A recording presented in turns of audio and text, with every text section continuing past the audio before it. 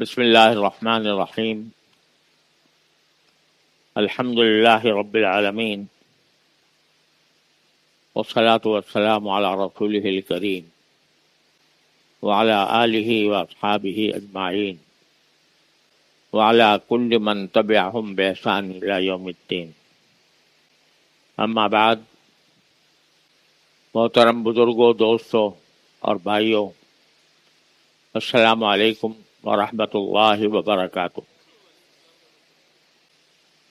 الحمدللہ محرم کا مہینہ شروع ہو گیا اور اس کا ایک ہفتہ گزر بھی گیا.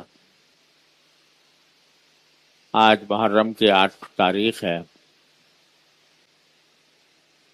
اللہ تبارک و تعالیٰ نے اس مہینے کو بہت سی فضیلتوں سے نوازا ہے. ایک تو یہی فضیلت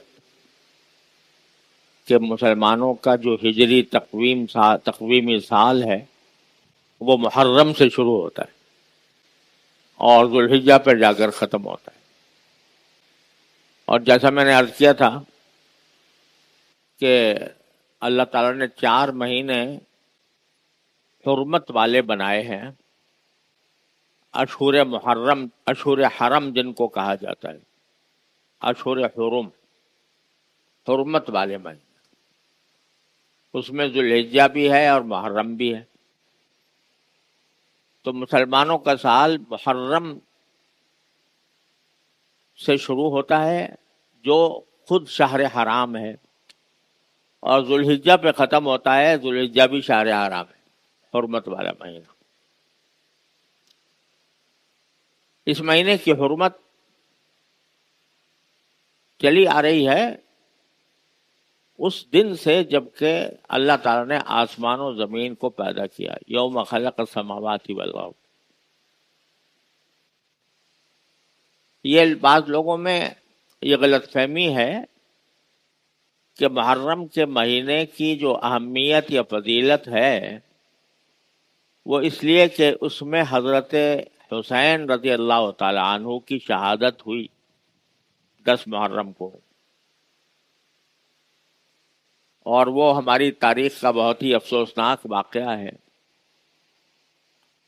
کہ جگر گوشے رسول صلی اللہ علیہ وسلم کو اور ان کے معزز رفقا کو شہید کیا گیا.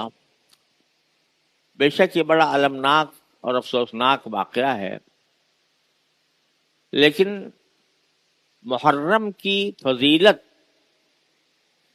اور اس کا باعث احترام ہونا یہ اس وجہ سے نہیں ہے. البتہ حضرت حسین رضی اللہ تعالی عنہ کی یہ عظیم فضیلت ہے کہ ان کو اللہ تعالی نے شہادت کا مرتبہ، شہادت کا مقام عاشورہ کے دن 10 تاریخ کو عطا فرمائے. شہادت تو ہر وقت ہی ایک فضیلت کی چیز ہے، لیکن اللہ تبارک و تعالیٰ نے اپنے رسول کریم صلی اللہ علیہ وسلم کے نواسے کو شہادت کا مقام بخشا 10 محرم کے عظیم دن میں. تو اس کی جو فضیلت ہے وہ شروع سے چلی آتی ہے.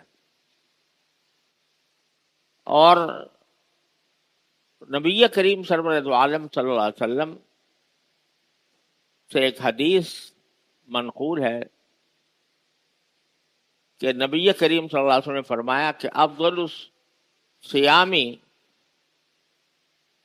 بعد صیام رمضان صیام شہر الراہ المحرم او کما قال صلی اللہ علیہ وسلم،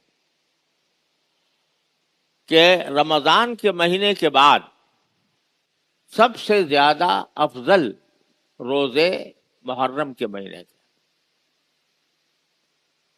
یعنی محرم کے مہینے میں جتنے بھی روزے رکھے جائیں وہ رمضان کے روزوں کی فضیلت کے بعد سب سے زیادہ فضیلت والے روزے محرم کے مہینے کے. یہ رسول کریم صلی اللہ علیہ وسلم کا ارشاد صحیح سند سے موجود ہے. صحیح مسلم کے اندر یہ حدیث مروی ہے رسول کریم صلی اللہ علیہ وسلم. لہذا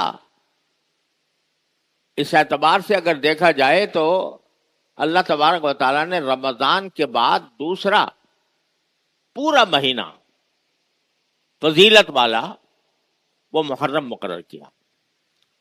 اس سے پہلے بھی یہ بھی عرض کر چکا ہوں ذوالحجہ کے پہلے عشرے کے بارے میں کہ اس کے روزے بھی بہت بڑے فضیلت کے روزے ہیں، لیکن وہ 10 دن ہیں، بس 10 بھی نہیں بلکہ 9 دن. اور محرم کے بارے میں یہ فرمایا کہ پورا محرم اول سے لے کر آخر تک وہ رمضان کے بعد سب سے زیادہ افضل روزے محرم کے مہینے کے ہیں، وہ کسی بھی تاریخ میں رکھے گئے. اس اعتبار سے اللہ تعالیٰ نے رمضان کے بعد دوسرا فضیلت والا مہینہ محرم قرار دیا. یہ بھی اس محرم کا بڑا اعزاز ہے. اور اس سے پہلے یہ بات کئی بار میں عرض کر چکا ہوں کہ جو 4 مہینے حرمت والے ہیں ان میں ایک حکم تو منسوخ ہو گیا، اور وہ ہے کہ اس 4 مہینوں میں لڑائی منع تھی، جنگ نہیں ہو سکتی تھی، یہ تو ختم ہو گیا. لیکن اس بات پر سب کا اتفاق ہے کہ حرمت ان 4 مہینوں کی ابھی تک باقی ہے. لہذا صرف روزہ ہی نہیں بلکہ کوئی بھی نفلی عبادت ان مہینوں میں اور محرم کے مہینے میں خاص طور پر کوئی بھی نفلی عبادت کی جائے تو وہ زیادہ اجر و ثواب کا سبب ہے، اجر و ثواب کی اس میں زیادہ امید ہے. یہ محرم کا پورا مہینے کی بات ہے. پھر اس میں خاص طور پر عاشورہ یعنی 10 محرم جو انشاءاللہ پرسوں آنے والا ہے اتوار کے دن، اس کی خصوصی فضیلت بیان فرمائی گئی. شروع میں تو جب تک رمضان کے روزے فرض نہیں ہوئے تھے تو عاشورہ کا روزہ مسلمانوں کے ذمے فرض تھا. اس وقت تک رمضان کے پورے مہینے کے روزے فرض نہیں ہوئے تھے، لیکن جب روزہ فرض کیا گیا شروع میں تو اس میں 10 محرم کے روزے کو فرض کیا گیا تھا. ہر مسلمان کے لیے ضروری تھا، جیسے نماز ضروری تھی اسی طرح عاشورہ کا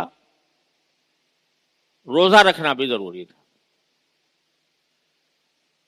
بعد میں اللہ تبارک و تعالیٰ نے رمضان کو مقرر فرما دیا پورا مہینہ روزہ رکھنے کے لیے، تو عاشورہ کے روزے کی فرضیت تو منسوخ ہو گئی،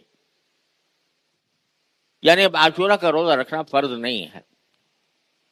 لیکن اس کی فضیلت نبی کریم صلی اللہ علیہ وسلم نے بہت بیان فرمائی. چنانچہ ایک حدیث میں رسول کریم صلی اللہ علیہ وسلم کا ارشاد ہے کہ صیام یوم عاشوراء احتسب علی اللہ ان یکفر السنۃ التی قبلہ. عاشورہ کے دن کے روزے کے بارے میں مجھے اللہ تبارک و تعالیٰ کی رحمت سے یہ امید ہے کہ وہ پچھلے 1 سال کے گناہوں کا کفارہ ہو جاتا.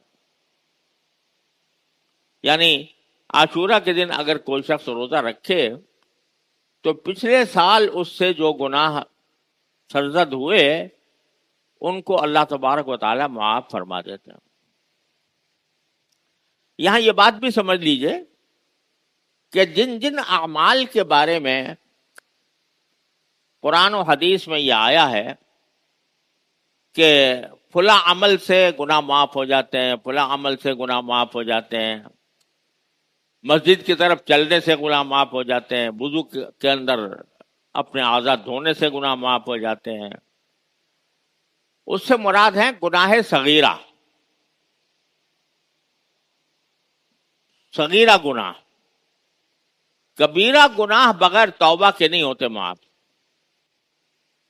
لہذا یہ سمجھنا کہ خوب گناہ کرتے جاؤ کرتے جاؤ کرتے جاؤ، اور جب عاشورہ کا دن آئے گا تو ہم ایک روزہ رکھ لیں گے تو سب معاملہ صاف ہو جائے گا، یہ بہت بڑی سخت غلط فہمی ہے.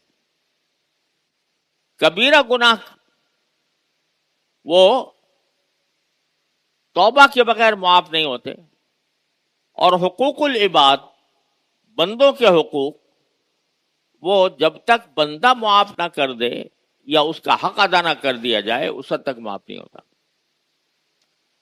لہذا بعض لوگ یہ سمجھتے ہیں کہ جو حدیثوں میں فضیلت آئی ہے کہ فلاں چیز سے گناہ معاف، فلاں چیز سے گناہ معاف، تو بس وہ کر لیں گے ہم اور گناہ ہم کرتے جائیں گے اور بعد میں اللہ بچائے ان اعمال سے ہمارے گناہ معاف ہو جائیں گے. یہ خیال بالکل غلط اور شیطانی خیال ہے. گناہ صغیرہ بے شک معاف ہو جاتے ہیں، لیکن اگر کسی شخص کے گناہ صغیرہ کم ہوں یا پہلے ہی معاف ہو چکے ہوں، جیسے حدیث میں آتا ہے کہ جب آدمی 5 وقت نماز کے لیے جاتا ہے، وضو کرتا ہے تو اس کے ہاتھ کے گناہ معاف ہو گئے، چہرے کے گناہ معاف ہو گئے، پاؤں کے گناہ معاف ہو گئے، جب چلا مسجد کی طرف ہر قدم پر اس کے گناہ معاف ہو رہے ہیں. تو اس طرح صغائر تو اس طرح معاف ہوتے رہتے ہیں. لہذا اگر کسی کے صغائر پہلے ہی معاف ہو چکے اور پھر وہ عاشورہ کا روزہ رکھتا ہے، پھر کیا ہوگا؟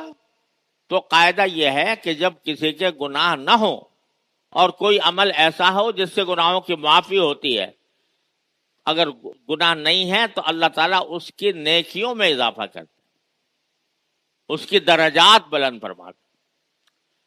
لہذا عاشورہ کا روزہ یہ تمام صغیرہ گناہوں کی معافی کا ذریعہ ہے، اور اگر کسی کے نہ ہو تو اس کی نیکیوں میں اضافے کا، اس کے ثواب اور اجر میں اضافے کا ذریعہ. اس لیے اس روزے کی اہمیت. اور یہ بھی ایک بات آپ کو عرض کر چکا ہوں کہ ایک زمانے میں تو فرض تھا اس کا، اب اگرچہ فرض نہیں رہا لیکن مستحب ہے، اور مستحب ہونے کی وجہ سے اس کا اہتمام کرنا چاہیے. ساتھ ہی رسول کریم صلی اللہ علیہ وسلم نے ایک بات اور فرمائی. یہ عاشورہ کا روزہ، 10 محرم کا روزہ، رسول کریم صلی اللہ علیہ وسلم جب مدینہ منورہ تشریف لائے تو آپ نے دیکھا کہ یہودی بھی عاشورہ کے دن روزہ رکھتے ہیں. ان سے پوچھا گیا کہ بھئی تم کیوں روزہ رکھتے ہو؟ تو انہوں نے جواب میں کہا کہ آج وہ دن ہے جس میں اللہ تعالیٰ نے بنی اسرائیل کو فرعون سے نجات دی تھی. یعنی جس دن فرعون غرق ہوا تھا اور بنو اسرائیل سمندر پار کر کے صحرا سینا میں داخل ہو گئے تھے، یہ وہ دن ہے. لہذا ہم اس کی خوشی مناتے ہیں، اور خوشی منانے کی وجہ سے ہم اس دن روزہ رکھتے ہیں. تو یہ رسول کریم صلی اللہ علیہ وسلم فرمایا بھائی ہم تو اور زیادہ حقدار ہیں اس بات کے اس دن روزہ رکھیں، تو آپ نے روزہ رکھنے کا بھی حکم دیا. لیکن اپنی وفات سے 1 سال پہلے آپ نے یہ فرمایا کہ چونکہ اس دن یہودی بھی روزہ رکھتے ہیں اور تم بھی روزہ رکھتے ہو، تو یہودیوں کے ساتھ ایک مشابہت پیدا ہو رہی ہے. یہودی روزہ رکھتے ہیں اور ہم بھی روزہ رکھ رہے ہیں، تو ایک مشابہت پیدا ہو رہی ہے.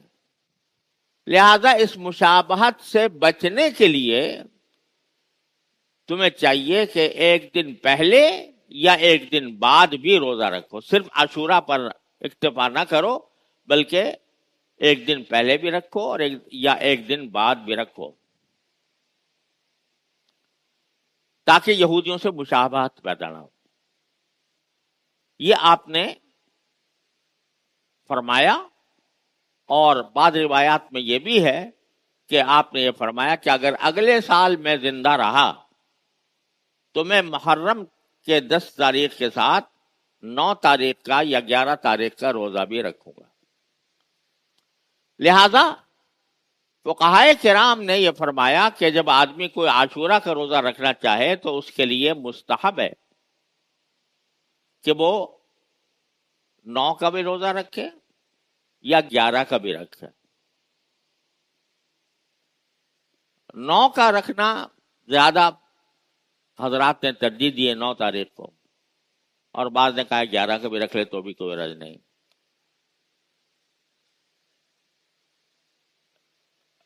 इससे ये बात मालूम हुई कि रसूल करीम सल्लल्लाहु अलैहि वसल्लम को गैर मुस्लिमों की मुशाबहत से बचने का कितना एहतमाम था। अब रोजा तो कोई इबादत ही है ना, कोई गुनाह का काम तो है नहीं, बुरा काम तो है नहीं, इबादत है। उस इबादत के अंदर भी आपने ये मुनासिब नहीं समझा, गवारा नहीं फरमाया कि हमारी वो इबादत यहूदियों की इबादत के मुताबिक हो जाए, तो उसके मुशाबे हो जाए। इससे पता चला कि एक मुसलमान के लिए गैर मुस्लिम की मुशाबहत इख्तियार करना कितनी बुरी बात है। जब इबादत में मुशाबहत नहीं है तो और कामों में, अपने लिबास में, अपनी पोशाक में, अपने चाल ढाल में, अपने तरीके जिंदगी में उनकी मुशाबहत इख्तियार करना, जो कि ये अंग्रेज ऐसा करते हैं चलो हम भी ऐसा करेंगे, ये कितनी बुरी बात है। और अफसोस है कि हमारी पूरी कौम जो है वो इसमें मुब्तला हो गई है कि गैरों के का लिबास, गैरों का रंग ढंग, गैरों के तरीके हमने अपनी सारी जिंदगी में इख्तियार कर लिया। यहां तक कि लिबास से किसी आदमी का यह पता चलाना मुश्किल होता है कि यह मुसलमान है या गैर मुस्लिम। वही लिबास है, वही अंदाज है, वही तरीके हैं जो गैर मुस्लिमों के हैं, वो हमने इख्तियार कर रखे हैं। रसूल करीम सल्लल्लाहु अलैहि वसल्लम ने कदम कदम पर इस बात का लिहाज रखा कि मुसलमान देखते ही नजर आए कि ये मुसलमान है। अपने अपने लिबास से, अपनी पोशाक से, अपनी चाल ढाल से, अपने अंदाज से, अपने किरदार से वो पता चले कि मुसलमान है। और गैर मुस्लिमों के तरीके इख्तियार करने से आपको इतना एहतमाम था कि रोजे में भी उनकी मुशाबहत बर्दाश्त नहीं की। लिहाजा फुक़हाए किराम ने फरमाया कि 10वें मुहर्रम को रोजा रखना तो है ही फजीलत की चीज, उसके साथ 9वीं तारीख को या 11वीं तारीख को मिलाना चाहिए। यानी ये 9 और 10 को रखो या 10 और 11 को रखो। अकेला तन्हा आशूरा के रोजा रखने को बाज़ फुक़हा ने मकरूह कहा है, लेकिन इस मकरूह से मुराद मकरूह तंज़ीही है, मकरूह तहरीमी नहीं है। अगर कोई इस तन्हा आशूरे का रोजा रखे तो इंशाअल्लाह कोई गुनाह नहीं होगा और सवाब मिलेगा। और खास तौर पे इसलिए भी कि अब ऐसा नहीं है कि आशूरा के दिन यहूदी भी रोजा रखते हो, तो जिस वजह से आपने बात फरमाई थी वो वजह मौजूद नहीं। लिहाजा, लेकिन चूंकि आपने फरमाया था कि जो आशूरा के साथ आशूरा का रोजा रखे तो एक दिन पहले भी रखे, एक दिन पहले रखे या एक दिन बाद रखे, तो इसलिए ऐसा करना ज्यादा मुस्तहब है और मुसलमानों को इसका एहतमाम करना चाहिए। लेकिन अगर कोई नहीं रखता और सिर्फ आशूरा ही का रोजा रख लेता है तो उसको नाजायज नहीं कहेंगे। ये नहीं कहेंगे कि सिर्फ आशूरा का रोजा रखने से वो गुनाह का मुर्तकिब हो गया। अगर और नहीं रखता तो कम से कम आशूरा का तो रख ही ले, तो इंशाल्लाह उसको अजर और सवाब हासिल होगा। इस आशूरा के दिन में ایک چیز اور بعض احادیث میں منقول ہے،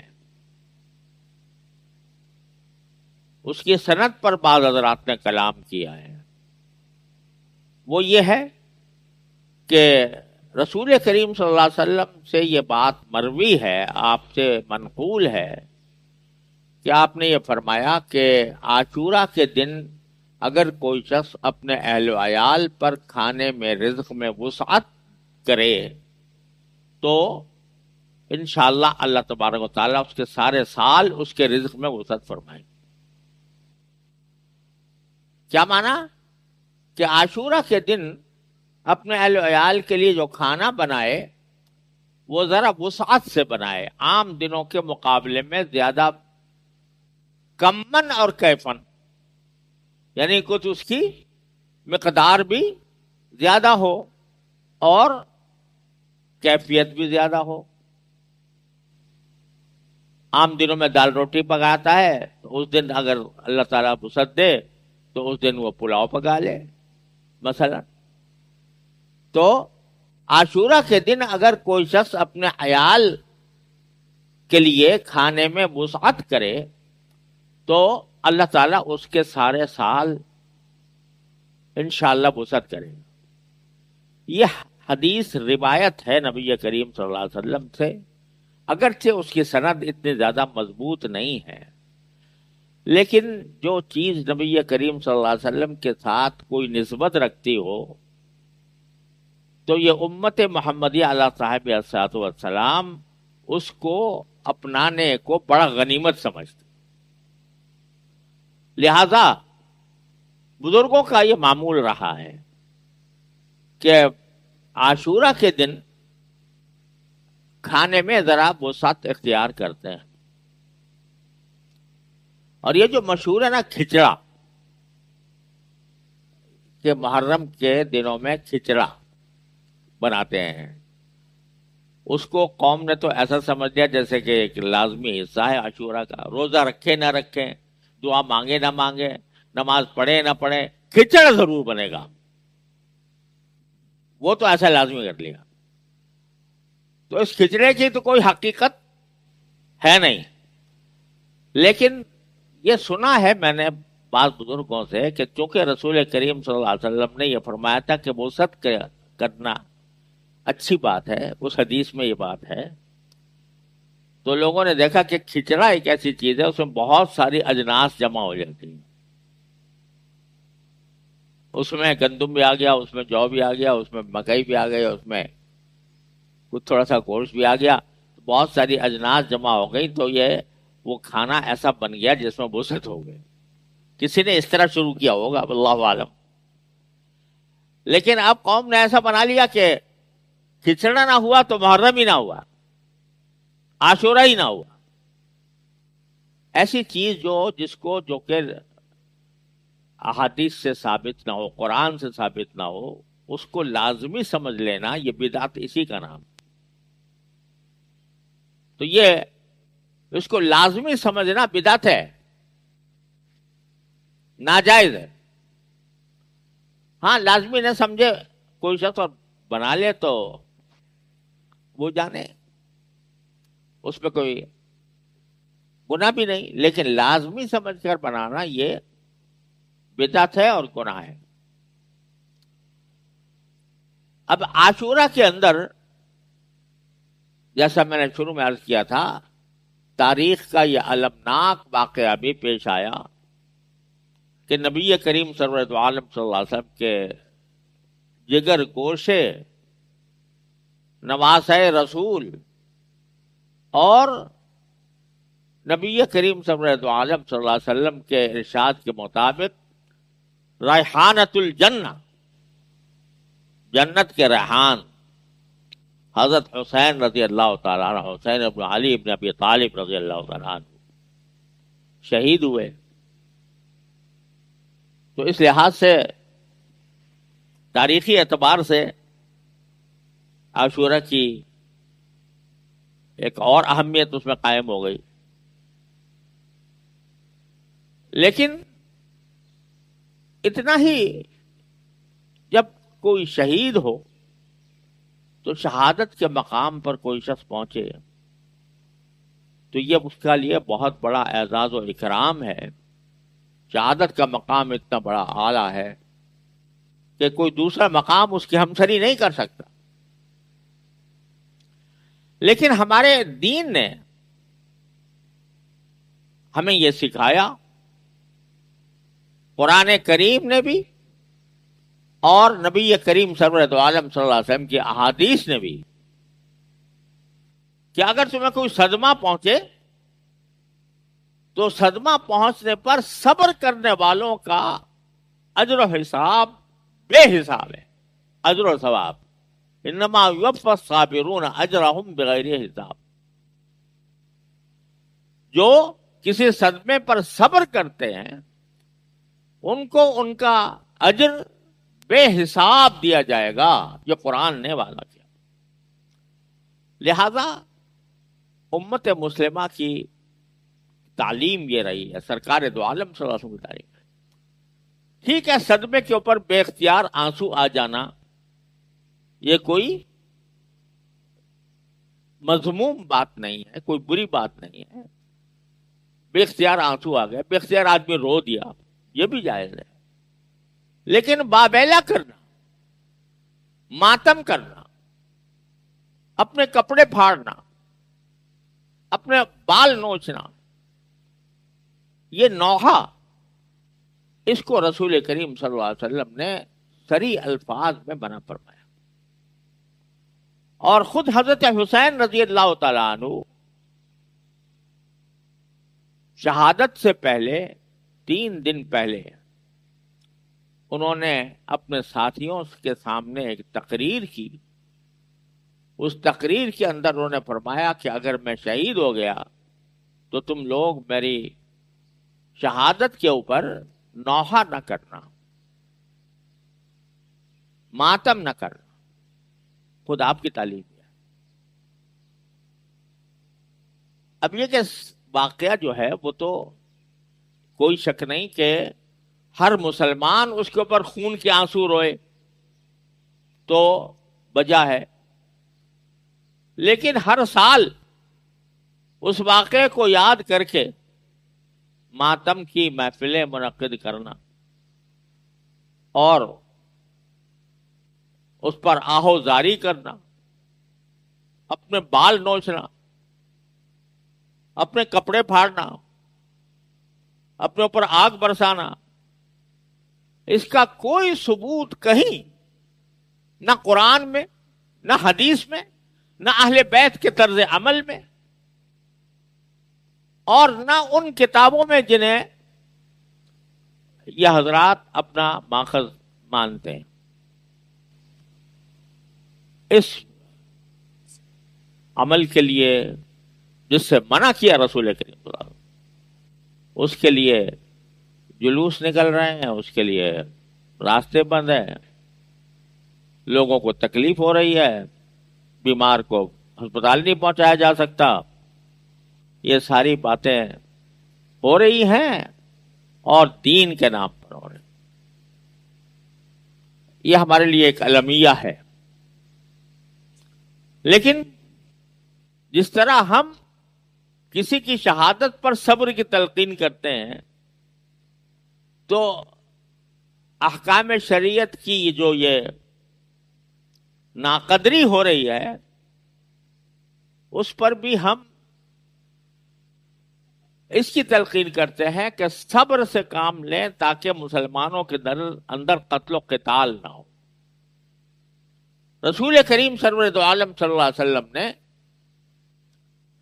مسلمانوں کے درمیان خانہ جنگی اور ایک دوسرے کو قتل کرنے کے اقدامات، اس کو کسی قیمت پر برداشت نہیں کیا. لہذا جو لوگ یہ کر رہے ہیں وہ اپنے عمل کے ذمہ دار ہیں. ہمیں اس سے تکلیف بے شک ہوتی ہے. تکلیف 2 وجہ سے ہوتی ہے. ایک اس وجہ سے ہوتی ہے کہ شریعت کے خلاف کھلا کارروائیاں ہو رہی ہیں.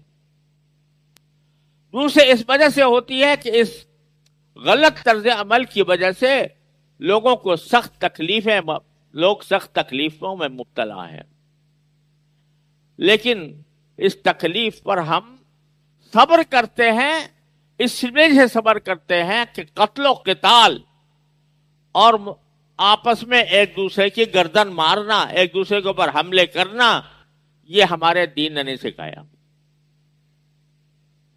لہذا ہم صبر کرتے ہیں، اور صبر کی خود بھی صبر کرتے ہیں، دوسروں کو صبر کی تلقین بھی کرتے ہیں۔